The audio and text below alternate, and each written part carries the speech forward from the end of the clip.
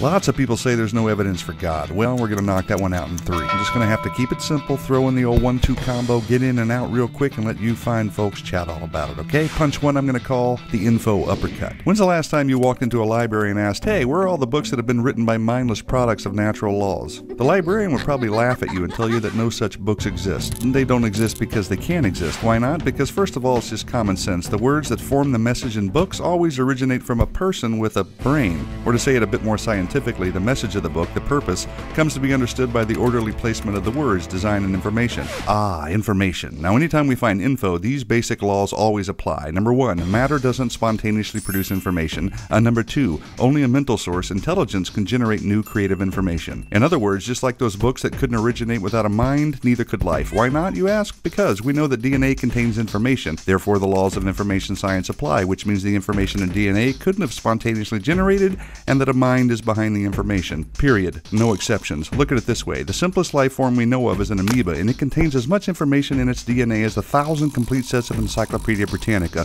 So, are we to believe that there's no way a message in a library book could spontaneously generate, but far more complicated messages in DNA that contain 1,000 times more information could have?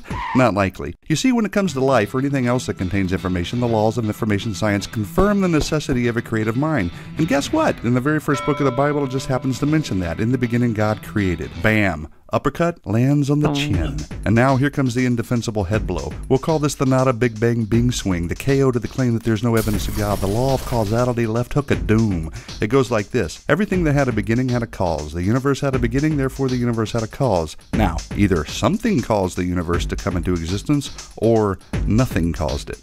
Huh. I might not be the smartest guy behind the telescope, but honest, practical, everyday thinking's going to lead me to the former. You have to work pretty hard to conjure up a way that nothing did it. You see, it's pretty improbable, nigh impossible, to account for design, information, and cause if the universe just exploded from nothing. Smack! And while we're on the topic, where did the matter come from that exploded? Are we really to believe that there was nothing and then it exploded, and now the exploded nothing is something, and we just happen to be smart enough to discover and understand the very laws that prove the opposite? And if the general understanding of the law of cause and effect is true, how can matter come from a lesser cause like nothing? I mean, come on. I don't have a bunch of letters after my name, but even a monkey knows better. And yeah, I snuck in a couple of extra jabs in there, so sue me.